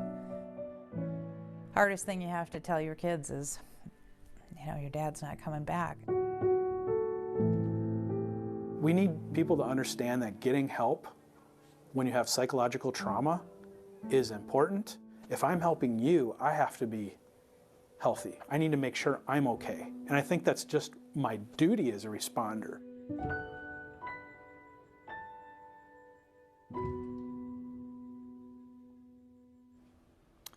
MnFire hopes to expand its reach by educating fire station leaders to spread their message to as many firefighters as possible. Of course, suicide knows no boundaries. It crosses all professions, all races, all ages.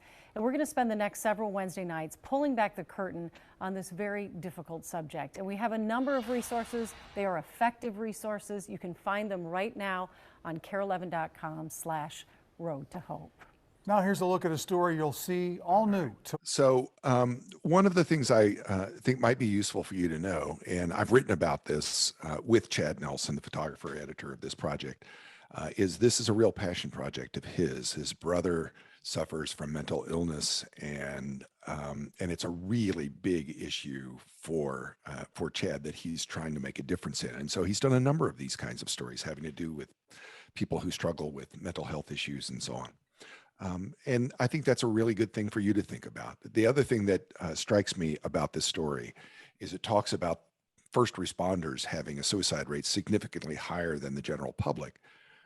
And I would remind you journalists that in most ways, you are first responders as well. In fact, in some ways, you're not only first responders, but you're last responders.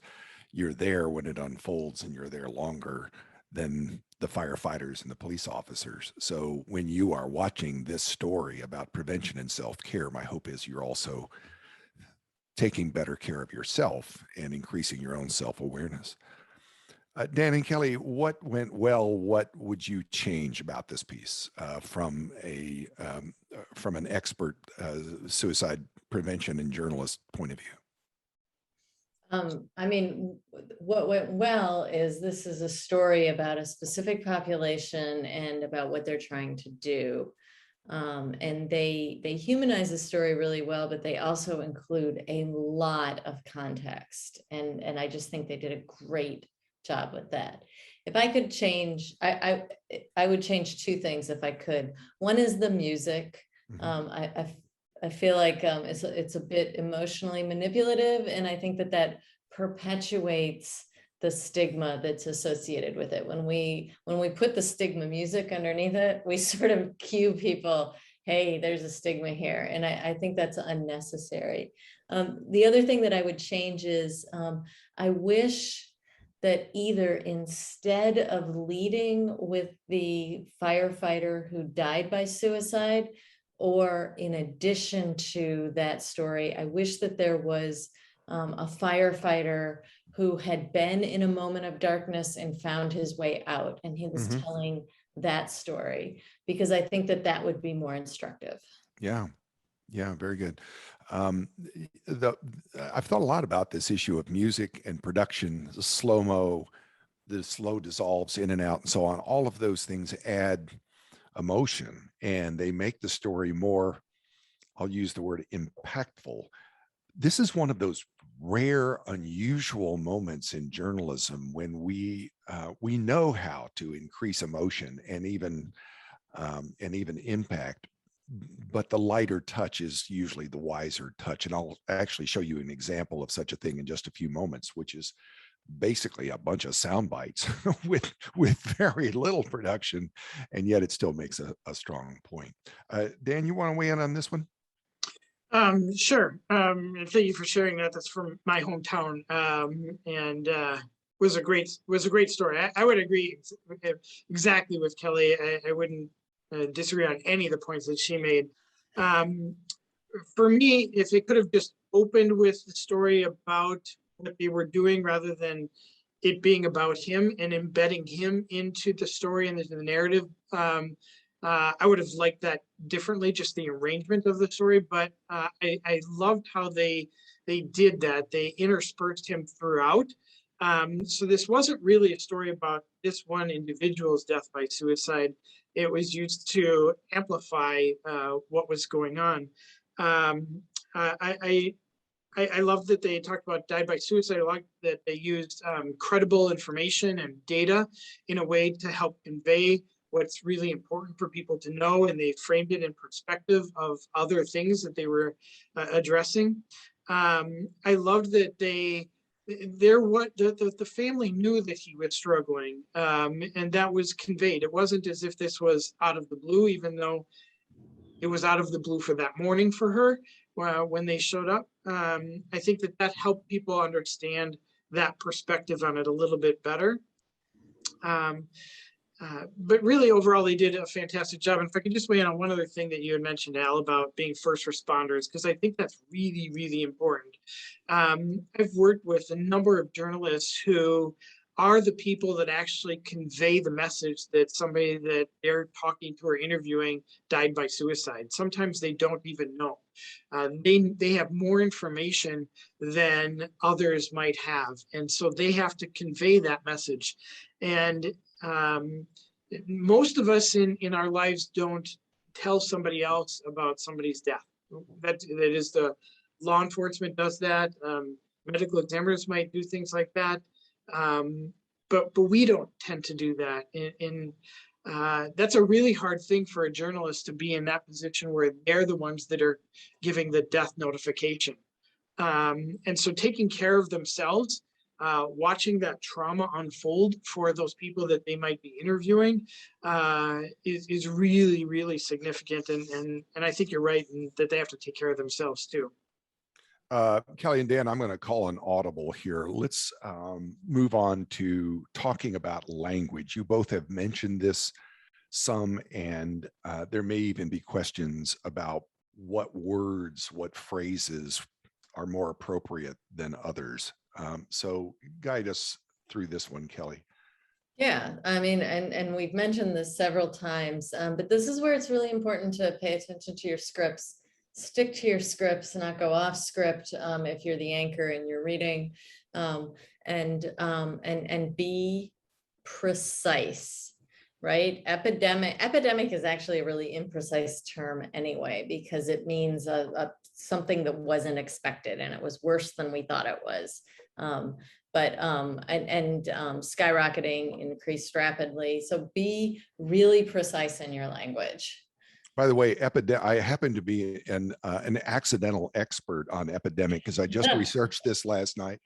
It turns out epidemic has to do with the speed of spread more than anything else, which I didn't know this 24 hours ago, but epidemic is it's also contained in a geographic area. So it is just a completely imprecise word. Just use numbers. Tell us how much, how big, how bad, how bad. And also percentages, Kelly, are the other big issue, right? Because some of these demographic numbers that we've seen, Dan was describing earlier, if you didn't have very many deaths before, and then you have some, it could be a big percentage increase, but without a real number, the percentage can be misleading, whether it's an increase or a decrease. Here's another one. Yeah. Well, and we saw that with the firefighter story, right? So here's a couple more things here. Yeah, and then when you're really talking about someone who died by suicide, an unsuccessful attempt, a successful attempt, a failed attempt, like all of that, all of those words are they all convey judgment, right? And they all convey that they're just not appropriate. And so figuring out the best way to describe someone who died by suicide is and some of these words are habits, right? I had the hardest time to stop saying committed suicide. It took me a long time.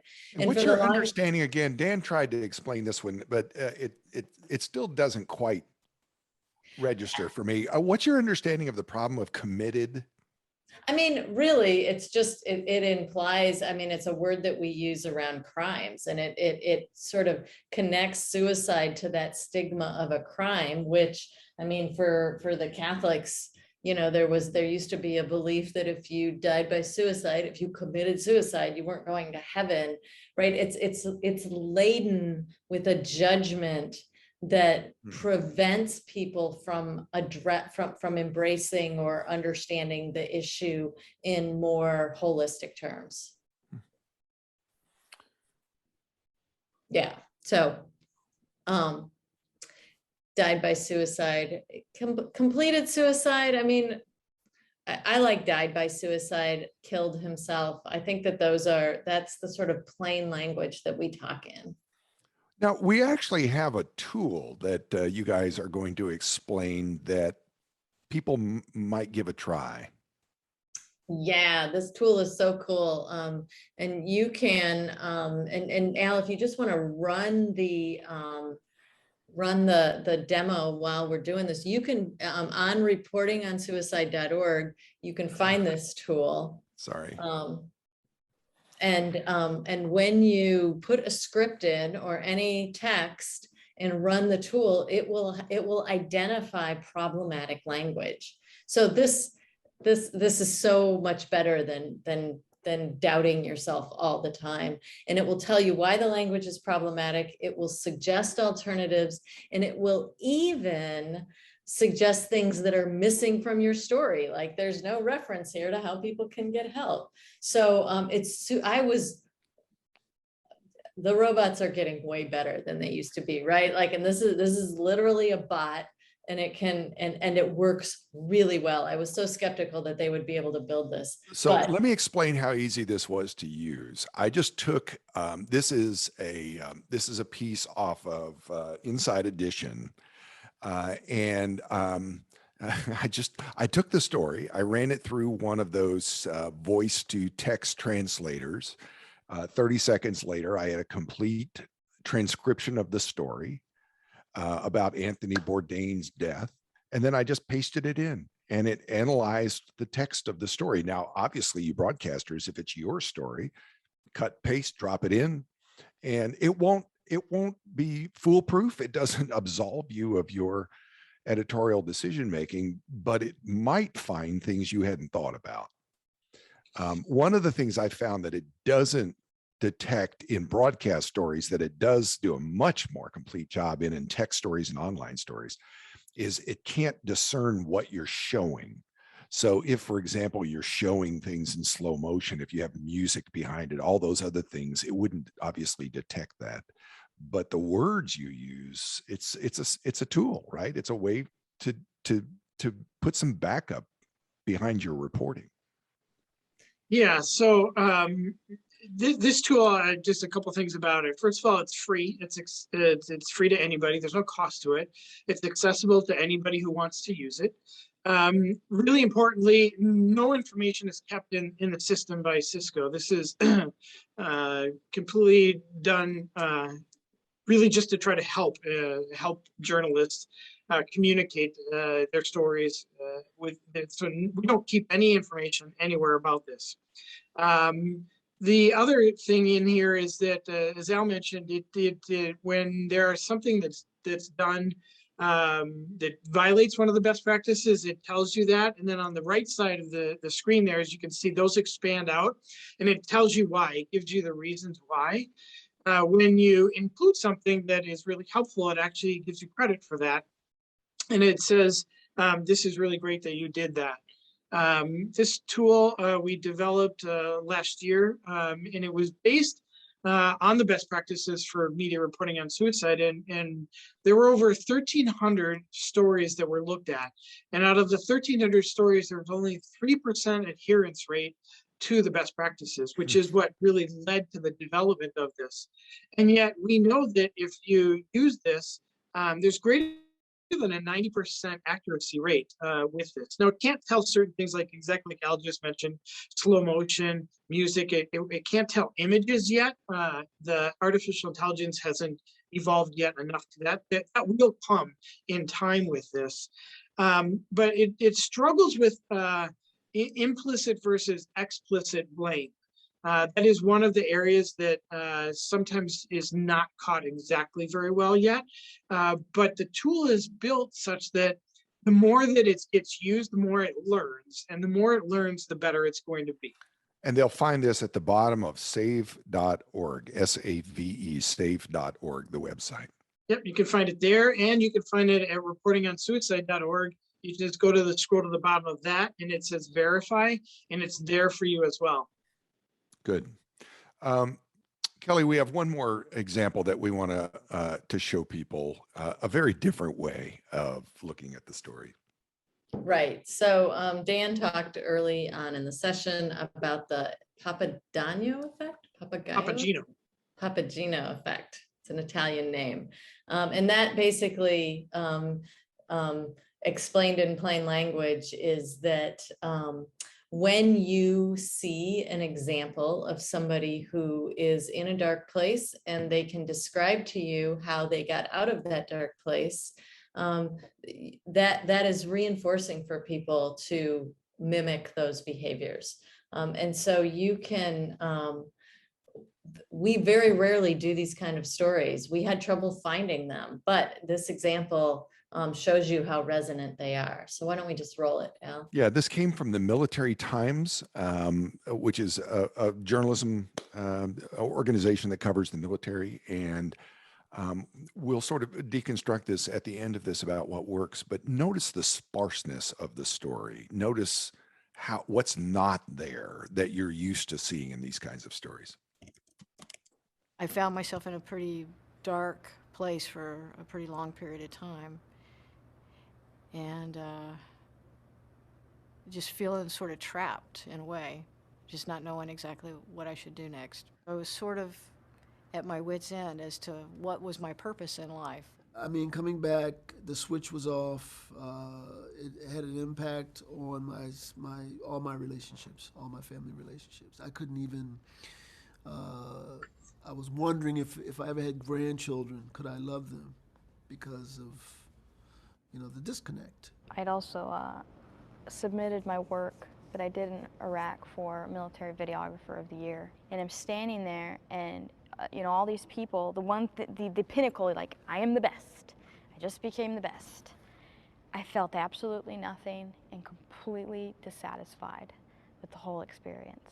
I had a few hobbies. It was mainly like auto repair and racing, maybe dirt bike, stuff like that. And that stuff, I tried it when I got back and it just didn't give me any excitement. This friend of mine who was a veteran introduced me to the group. There was a different connection, a different understanding about what was happening. And that is what began to make the difference for me. I talked to the psychiatrist down there, and then she recommended me to they have like an outpatient psychiatry department down there. So they recommended the medication, and then I did like one-on-one counseling sessions, and I've been doing it ever since. It showed me that regardless of my medical problems, a lot of the limitations that I felt were limitations I just placed on myself, that I could still enjoy a lot of the same activities that I did, just in a different way and get the same result. I would say for the last 5 or 6 years, not only have I not had depression, but I've also been happy. After I started seeking the help, the work performance started to increase again. I started believing in myself, I started getting more confidence. It was a lot easier to do my job, do daily things. You got to reach out. You got to put your hand out. You got to make the first step, and that's the hard one, is the first step. Know that there is a way that you can get help. There is a way that you can deal with, some of the difficulties related to your war experience. Look at it as a community of people who want to help. I think that has felt different for me, and to keep at it until you make the connection. No music, no slow-mo, no B-roll. Man, I love that. I really No love supers.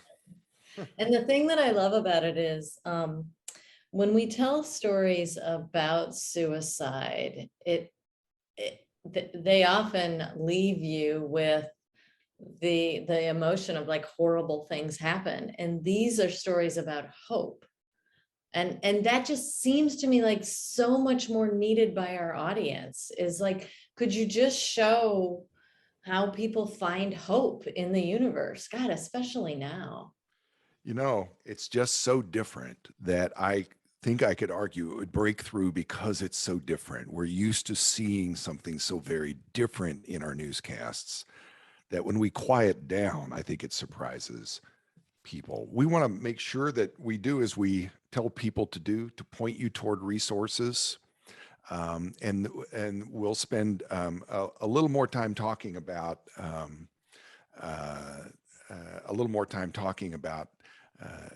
your questions. I'm hung up here, so I'm going to have to stop share.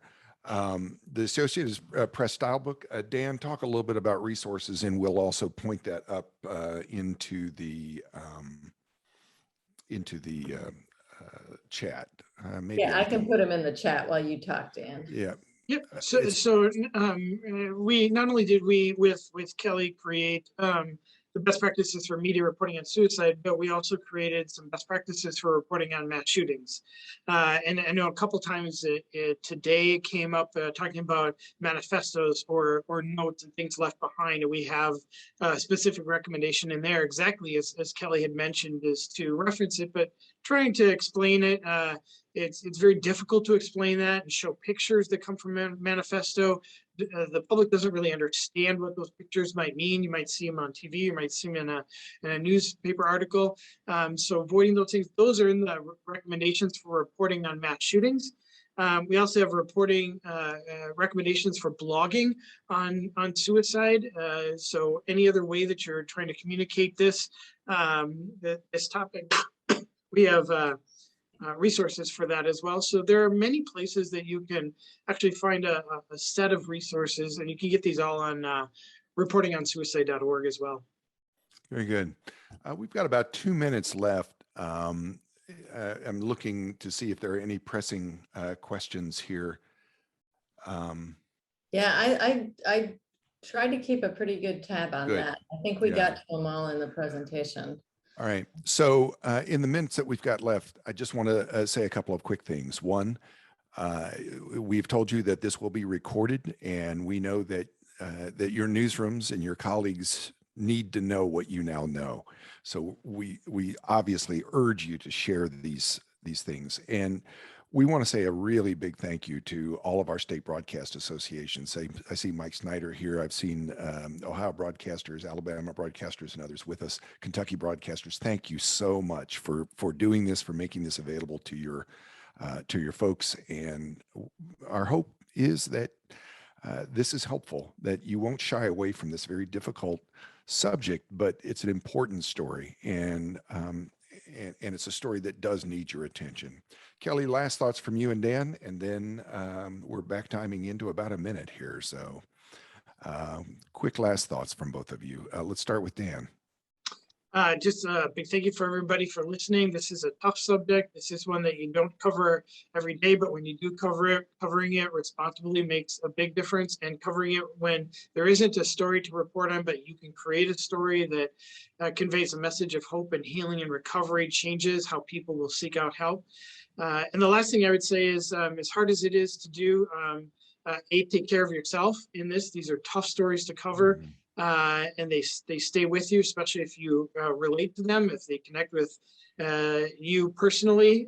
Somebody in your family might be going through something. Pay attention to that. And in the back of your mind, put yourself in the story. Put yourself in what you're reporting. If you can imagine you being in that headline, or your family member in that headline, if it changes the headline, then maybe you need to think about changing the headline. So put yourself in the story, because tragically we've had that happen. Randy Kay from CNN on Anderson Cooper, you may have seen her many times, lost her dad to suicide. It occurred at a very difficult time for her while broadcasting, and it became the headline for her. So it's important to be able to personalize this as well. And Kelly, thanks to both of you. Yeah, I would say, if you can change anything, look for stories of hope. And if you can tell one story of hope, you know that will make a difference. Guys, you will make a difference. You do make a difference. Take better care of each other. Take better care of yourself. Call us if we can help. We're always here for you at Poynter. Thank you so much for being with us. And thank you, state broadcasters, for making this available.